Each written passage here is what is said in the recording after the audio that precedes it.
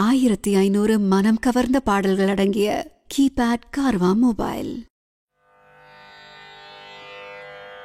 अंगं हरेः पुलकभूषणमाश्रयन्ती भृङ्गाङ्गनेव मुकुलाभरणं तमालम् अङ्गीकृताखिलविभूतिरपाङ्गलीला माङ्गल्यदास्तु मम मङ्गलदेवतायाः. मुग्धा मुहुर्विदधति वदने मुरारेः प्रेमत्रपा प्रणिहितानि गतागतानि मालादृशोर्मधुकरीव महोत्पलेया सा मे श्रियं दिशतु सागरसम्भवायाः.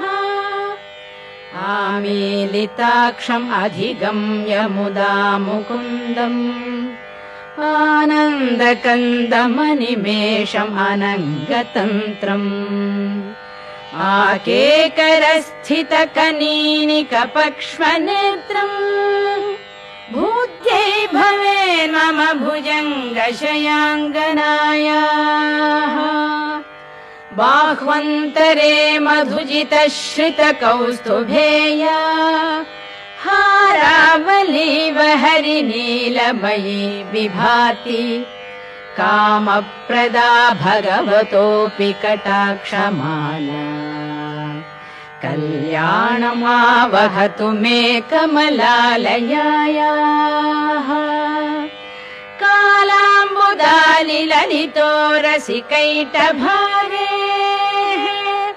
धाराधरे स्फुरति या तडिदङ्गनेव मातुः समस्तजगतां महनीयमूर्तिः भद्राणि मे दिशतु भार्गवनन्दनायाः.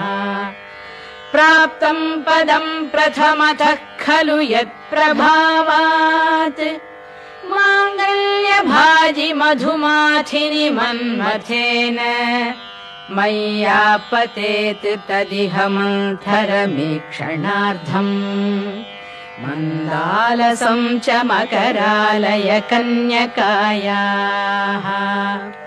विश्वामरेन्द्रपदविभ्रमदानदक्षम् आनन्दहेतुरधिकं मुरविद्विषोऽपि ईशं निषीदतु मयि क्षणमीक्षणार्धम् इन्दीवरोदर सहोदरमिन्दिरायाः. इष्टाविशिष्टमतयोऽपि यया दयार्द्रदृष्ट्या त्रिविष्टपपदं सुलभं लभन्ते दृष्टिः प्रहृष्टकमलोदर दीप्तिरिष्टाम् पुष्टिं कृषिष्ट मम पुष्करविष्टरायाः. दद्याद्दयानुपवनो द्रविणाम्बुधाराम् अस्मिन्न किञ्चन विहङ्गशिशौ विषण्णे. दद्याद्दयानुपवनो द्रविणाम्बुधाराम् अस्मिन्न किञ्चन विहङ्गशिशौ विषण्णे. दुष्कर्म घर्ममपनीय चिराय दूरम् नारायण प्रणयिनी नयनाम्बुवाहः.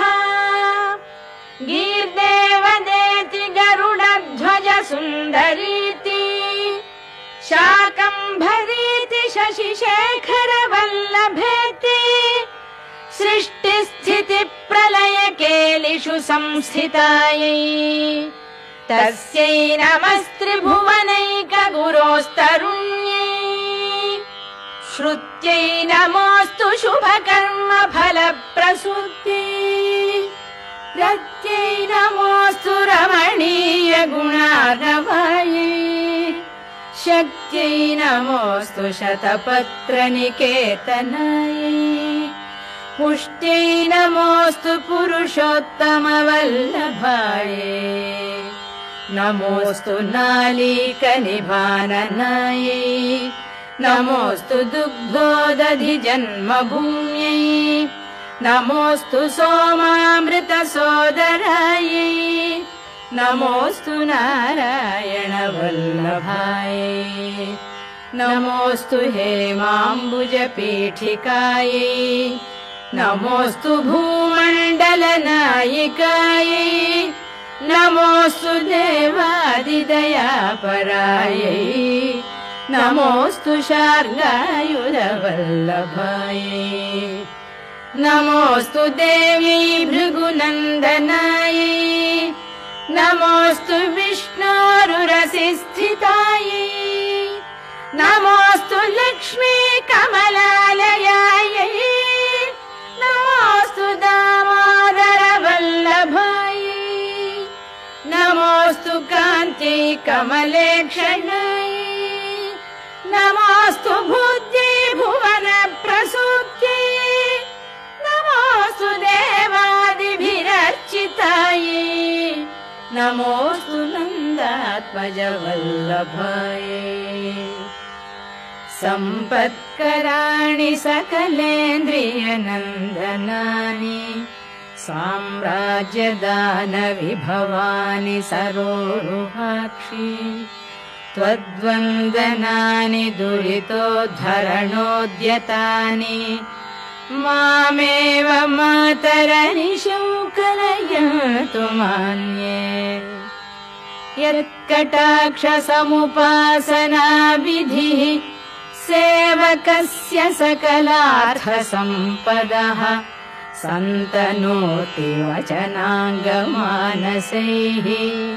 त्वां मुरारिहृदयेश्वरीं भजे सरसिजनिलये सरोजहस्ते धवलतमां शुकगन्धमाल्यशोभे भगवति हरिवल्लभे मनोज्ञे त्रिभुवनभूतिकरि प्रसीद मह्यम् भगवति हरिवल्लभे मनोज्ञे त्रिभुवनभूतिकरि प्रसीद मह्यम्